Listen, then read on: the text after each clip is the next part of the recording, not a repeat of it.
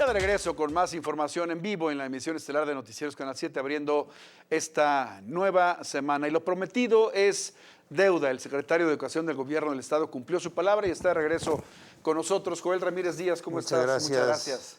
Buenas noches, Miguel. Un gusto estar nuevamente con tu auditorio. Y hoy, pues el primer día que tenemos actividad escolar, tanto presencial como a distancia, en las escuelas de educación básica San Luis Potosí, algunas del sistema de medio superior y algunas de educación superior que hace algunos días comenzaron. Que también habían comenzado. Sí. Claro, Joel, es muy importante este día. Sé que ha sido de muchísimo trabajo y no era para menos. Había una expectación muy grande por parte de la sociedad en lo general, de las propias autoridades, de los padres de familia, de los alumnos, de los maestros frente a grupos sobre este día. ¿Cuál sería?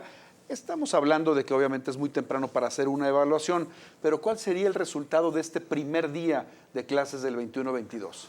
Bueno, el reporte más actualizado de hace un par de horas que obtenemos a través de la estructura educativa de cada nivel, preescolar, primaria, secundaria, educación especial, educación inicial, es que en la educación básica, que concentra la gran mayoría del sector educativo, estamos teniendo actividad presencial en el 81% de las escuelas de San Luis Potosí. Esto es en 6,353 escuelas de un universo de educación básica de 7,819. Estamos hablando del 81%. Los alumnos que han reportado los planteles de todos los niveles de asistencia voluntaria a las aulas son 277,000, poco más de 277,000 alumnos de un universo total de 568,000, que son los alumnos que van a las escuelas públicas y privadas de educación básica, incluyendo CONAFE y el Sistema Educativo Estatal Regular. Es un número importante, es un número que halaga, por supuesto, las expectativas de la propia autoridad y esperamos que esta nutrida participación de los alumnos y de los padres de familia se vea reflejada sobre todo en el aprendizaje y también que se combine con el menor riesgo posible. Joel, ¿cuánto tiempo tendrá que transcurrir para poder decir o poder determinar que ha sido un éxito o no el regreso a clases en este sistema?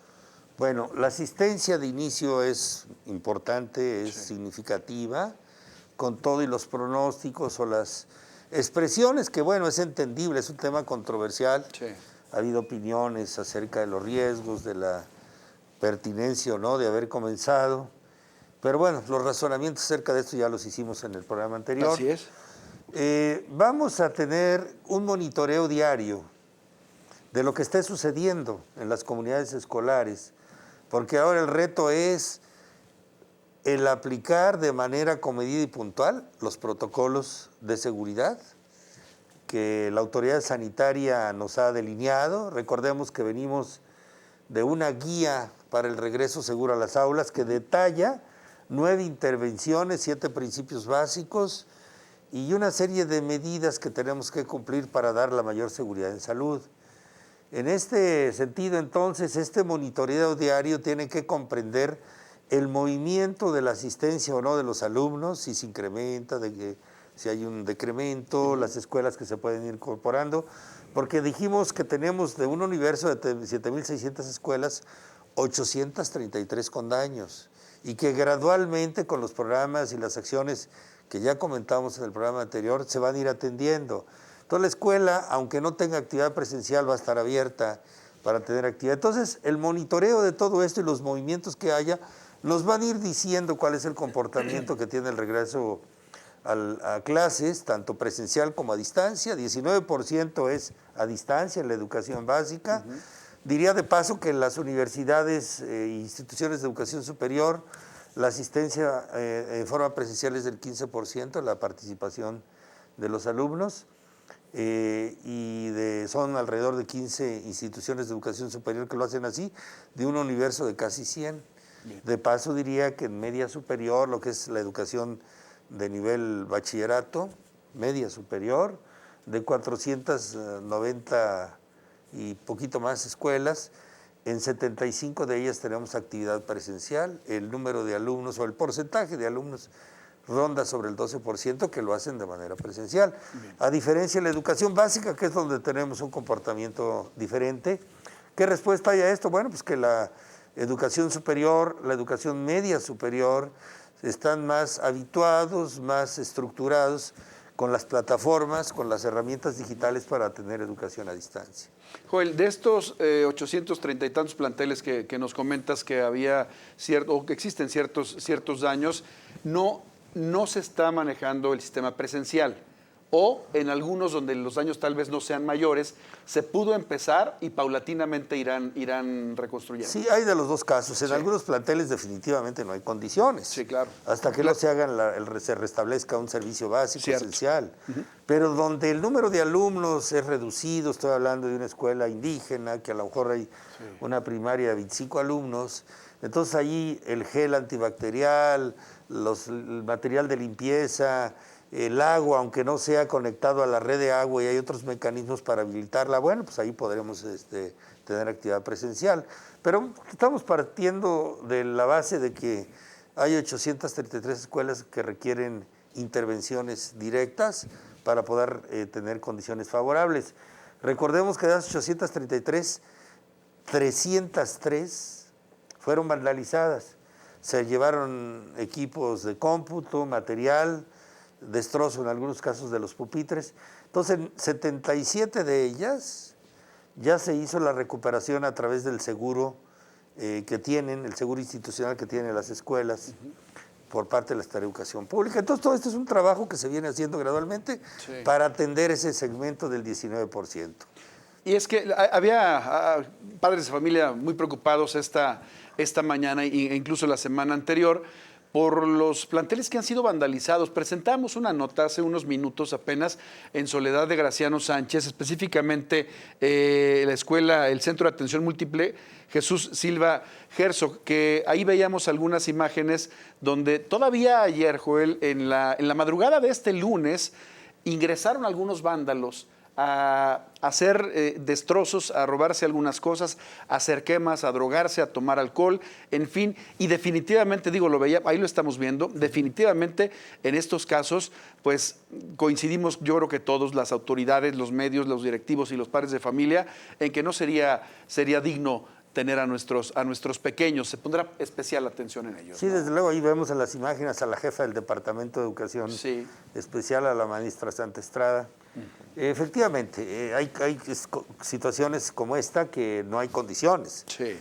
Y bueno, pues aquí, qué decir, las imágenes son elocuentes y apelamos al compromiso de la sociedad, de la ciudadanía en un tema tan importante como la educación, pues a que estas cosas las vigilemos, ojalá que no hubiera este ánimo tan despiadado de algunos por lo más sagrado que es la educación de los niños y de los jóvenes, ¿no? Sí, lo hemos dicho tantas veces, un país con educación, un Estado con educación es un Estado y un país en desarrollo, y de ahí viene todo lo demás. También presentábamos una información, hemos recabado, Joel, el punto de vista de muchos grupos, de muchos actores políticos y la propia sociedad civil en cuanto a este regreso a clases. El diputado Eugenio Gobea nos comentaba en una entrega que podrían incurrir hasta en una situación penal los maestros en dado caso que exista algún problema de salud grave, Joel.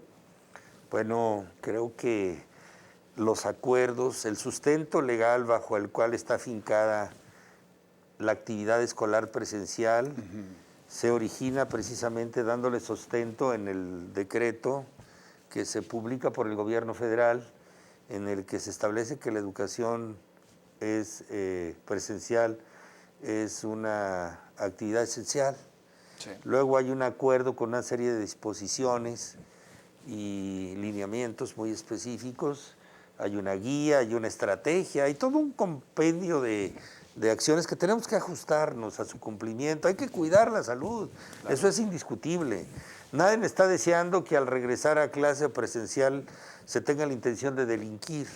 Todo lo contrario, la opinión de los grandes estudios, de los países que la gran mayoría han regresado a la actividad presencial en algún momento, con algunas vaivenes o evolución o comportamientos diferentes, pues han recomendado, la misma UNICEF decía, es que México y otros pocos países como Bangladesh son de los pocos que no han tenido. Entonces, es un tema controvertido, se vale y desde luego es de entenderse las posiciones tan diferentes que tienen actores de la sociedad, sobre todo aquellos que quieren hacer algún posicionamiento político, también pues, están en la posibilidad de hacerlo.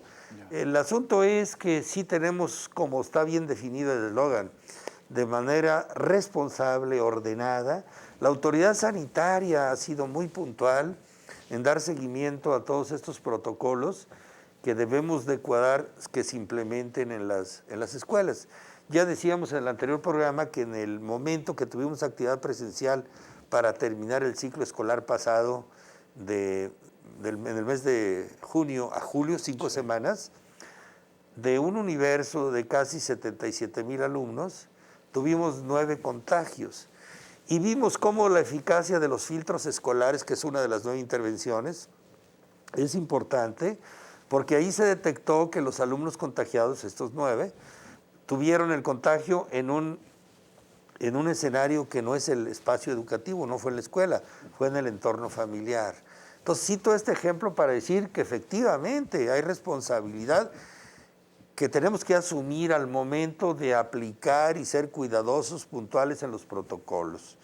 Pero bueno, todas las opiniones son respetadas, la educación es un asunto de todos, el compromiso de una comunidad por la educación pues, nos incluye a todos y hasta los posicionamientos políticos se valen a veces. De todo, de pronto puede ayudar a crear algunas buenas estrategias o buenos planes cuando precisamente esos comentarios pueden ir bien encausados. Joel, ¿qué pasará, para terminar, qué pasará con aquellas inconformidades reales que existen entre tal vez algunos padres de familia o los propios maestros durante estos primeros días? ¿Cómo se les atenderá? Bueno, en el caso de los padres de familia, recordemos que la asistencia a las aulas es totalmente voluntaria. Sí.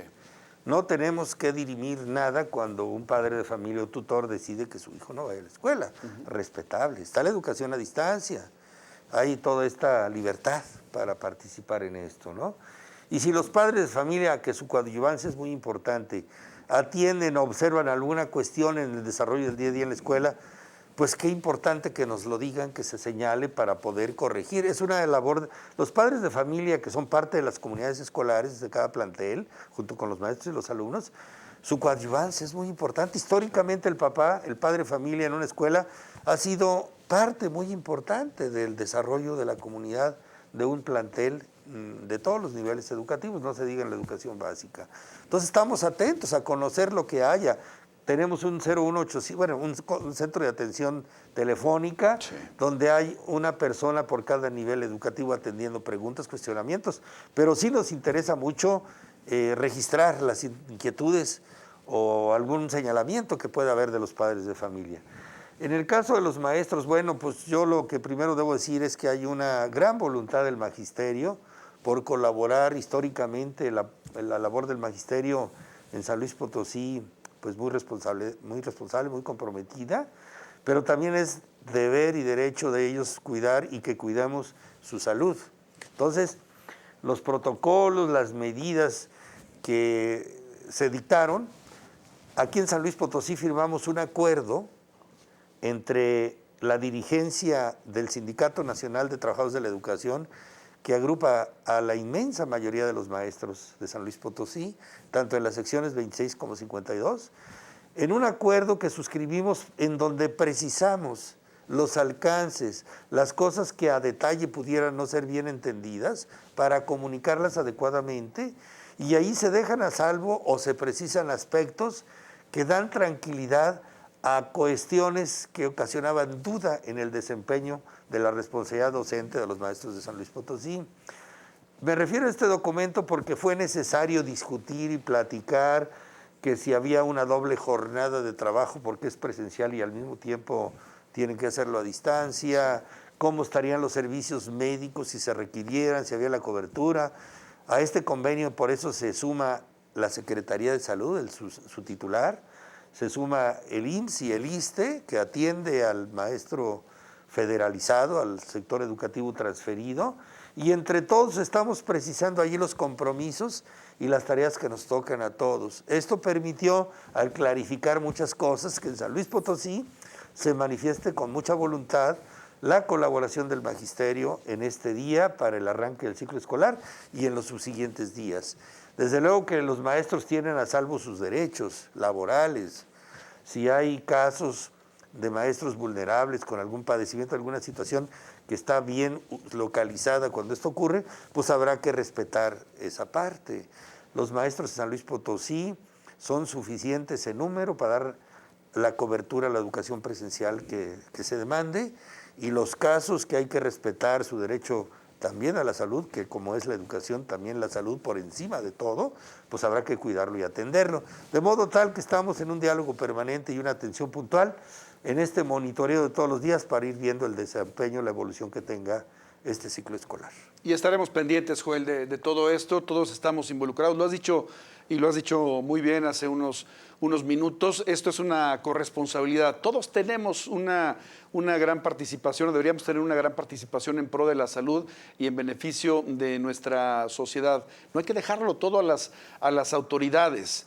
Están involucradas, por supuesto, hay una responsabilidad en las aulas, pero la principal responsabilidad es de nosotros como padres de familia. Cuidemos la salud de nuestros pequeños, cuidemos la salud de la familia en lo general. Joel Ramírez Díaz, muchísimas gracias por estar con nosotros. Muchas gracias, Miguel, al contrario. Gracias, el secretario de Educación del Gobierno del Estado, Joel Ramírez Díaz, en la emisión estelar de Noticieros Canal 7. Una pausa, regreso con más.